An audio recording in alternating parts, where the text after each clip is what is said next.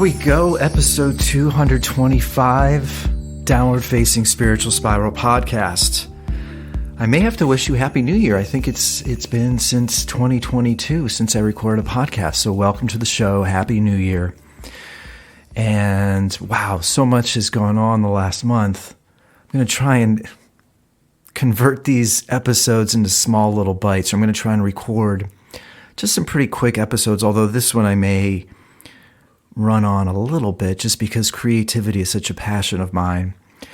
But I do want to record an episode about a recent surgery I had, some things that I've noticed in the world. But today I want to talk about creativity.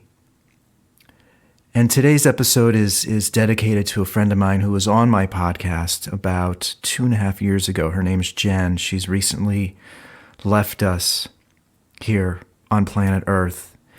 And it's been a really heartbreaking, heart-wrenching week the last week because I just found out the news. And she is somebody that I think through our conversations has really inspired not only my podcast, but reminded me about the value of turning the equipment off or turning the distractions off, finding quiet time, finding the space to reflect.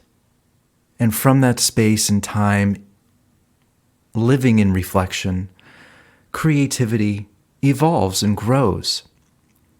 And I've really been thinking a lot about this the last few weeks, not only because I lost one of my best friends, which I'm still wrestling with every day, and I may record a podcast about that specifically in the coming weeks or months, but I am so immersed in my new record right now, record number 5. I've got like 17, 18 songs that I'm working on. Each one has different things that have been completed. Most of them have drums completed, although I need to record the drums on a few more songs, have rough melodies here, lyrics there, synthesizers here. And it is, I'm in a laboratory right now of creativity, and it's beautiful. It is full. I'm filled of so much joy right now. And on my last record, I felt this sort of push to get it completed as quickly as possible because it was the beginning of the pandemic, and I wasn't working, and I got the sense that I have to take advantage of this time right now because, 6 months, a year later, we might be back, or, the world will be open. I'll be back at work. I won't be getting unemployment anymore. So I needed to take advantage of that time. So I almost took it for granted in a way. I moved through it pretty quickly or as fast as I could because I think in the back of my mind, I knew that this may end at any point and I'm going to have to get back to work. So I was just moving at a swift pace. But now, which again, let me backtrack for a moment. I think there's a lot of artists out there that move quickly now with television and movies. It's important to have a timeline, whether it's self-inflicted or created by your employer. We have to put an end to our creative work that we're working on, or it could last forever. It could last 5, 10, 15 years. However, I think there's a reason why a lot of bands and artists have that sophomore slump with their second record, their third record, because with the first record, you're working on it for like 5, 10 years. It's your first one, and you're really thinking about every little detail. But if you get signed, and then you get a lot of money, and then you have the expectations of the record label, isn't it funny how the product is often not as good? And it's because you have all these sort of extracurricular distractions. You have the record labels, executives, all placing expectations on you. And that does have an effect on the creativity.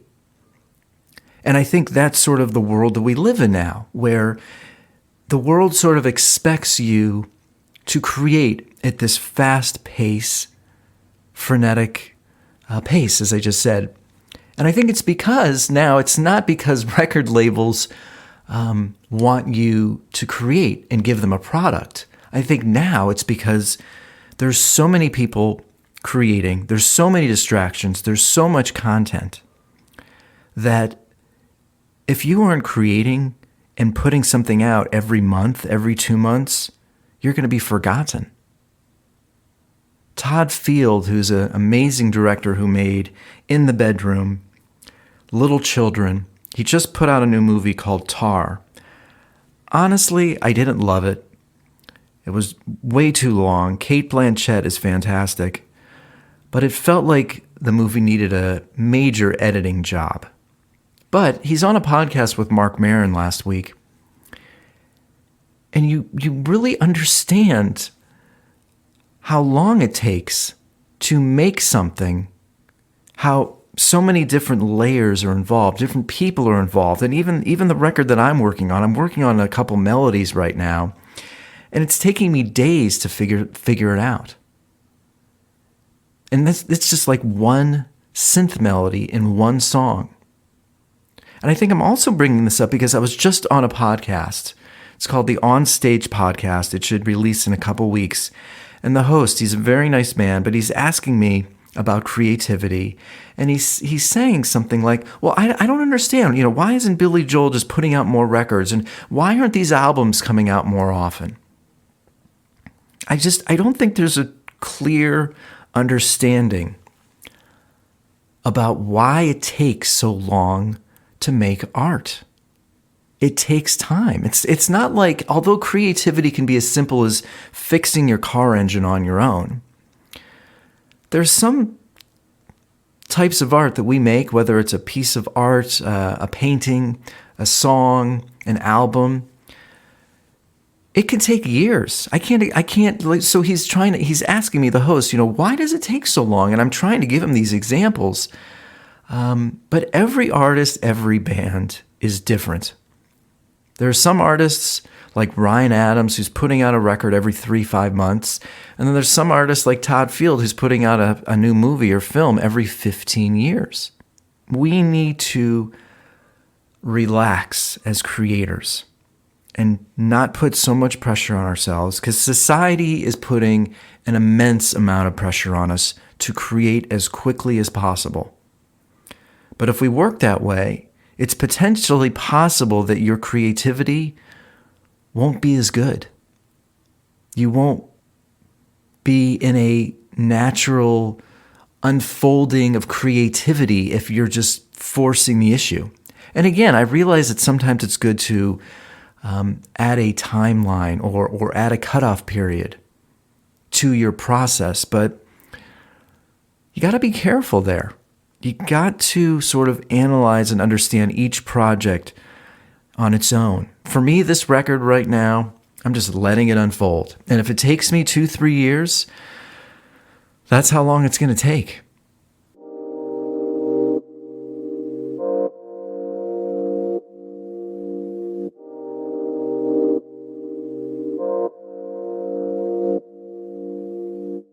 I think Marc Maron does a really good job of explaining sort of the chaos, the chaotic nature of creativity, and sort of the mind fuck that you go through trying to figure it all out.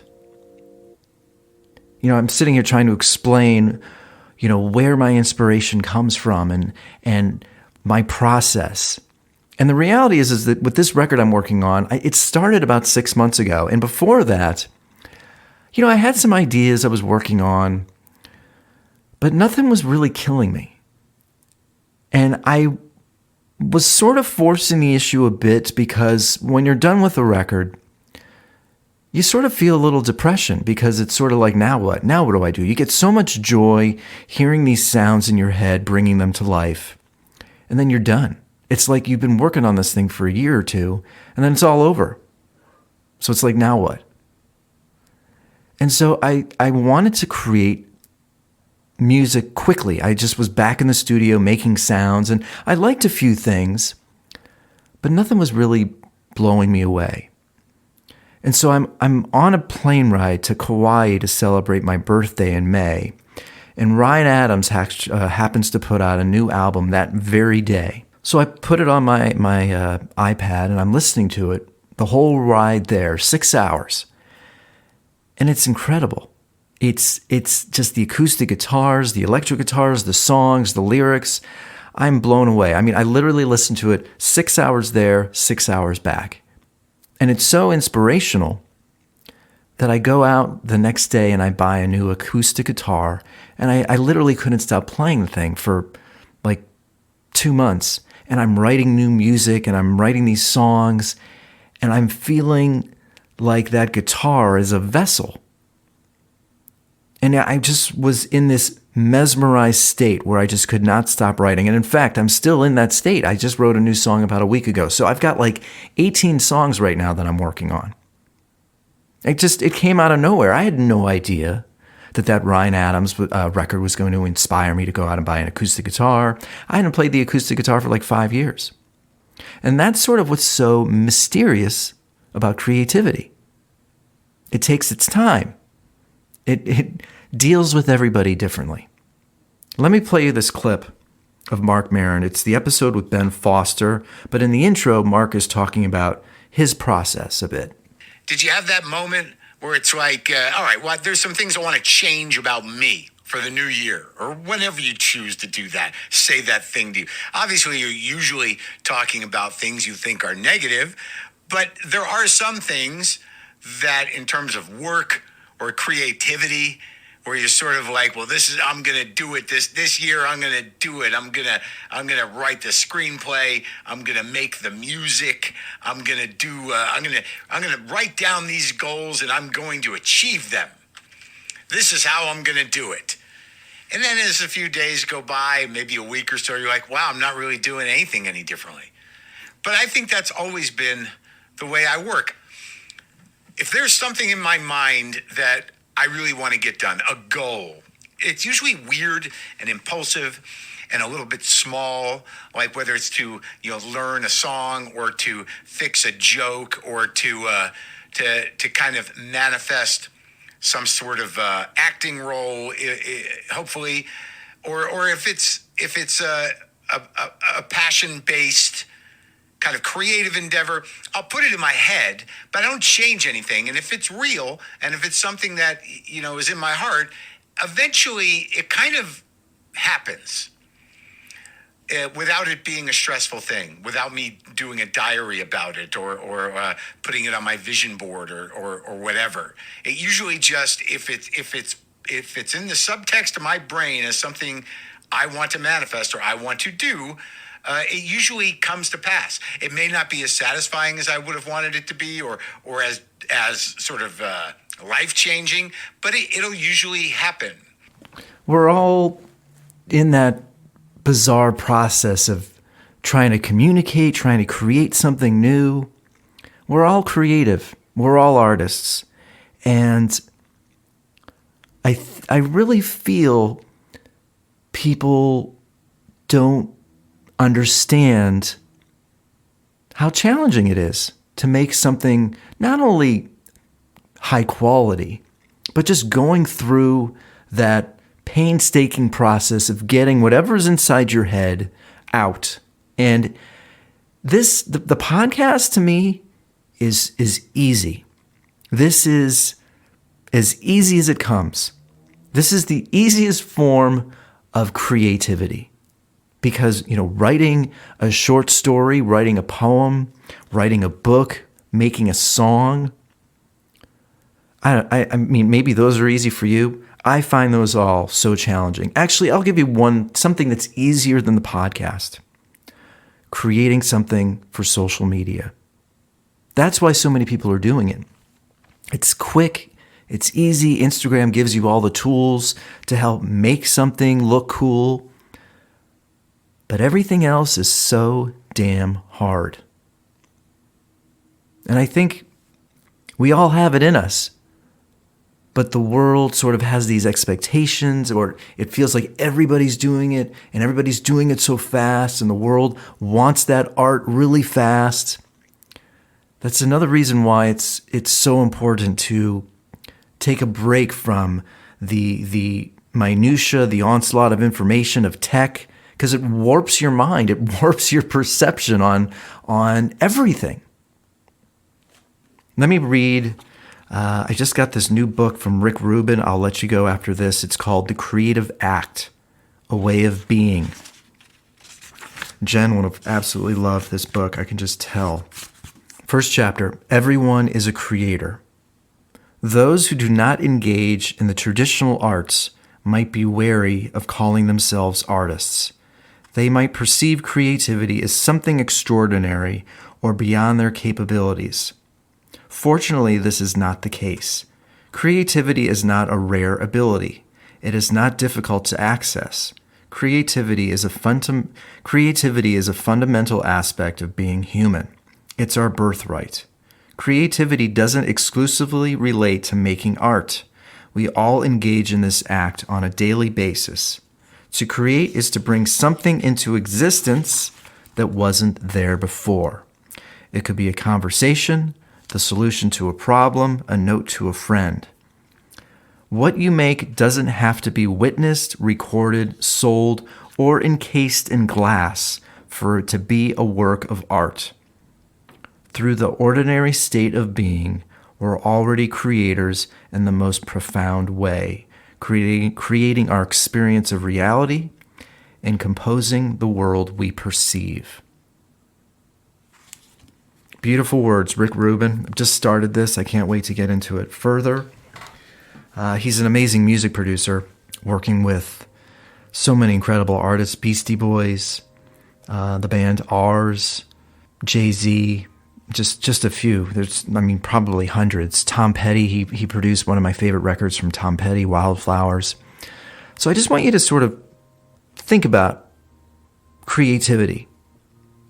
It's important to turn the noise, the comparisons, the tech off so that you can really connect and tune in with your own creative process. Don't rush it. Don't think that it is something that can be rushed or move quickly. This takes time. Even this podcast took me days to think about this. It's not a quick fix. It all takes time. You know where to find me. I'd love to hear from you this year on social media at Eddie Cohn or the Spiritual Spiral Podcast. Drop me a note, drop me a line, tell me what you're working on creatively. It's a strange world out there. It's not easy to navigate, but I think creativity, the art of expression, it's like therapy. It's another reason why Jen and I connected. We really love to talk about how creativity is therapy. It helps us get through our day-to-day lives.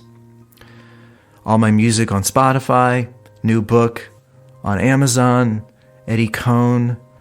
Just type in Eddie Cohn, SSAFY on Amazon. You can get the book there. Again, I'd love to hear from you. Or write a review on iTunes for the show. That's always fantastic.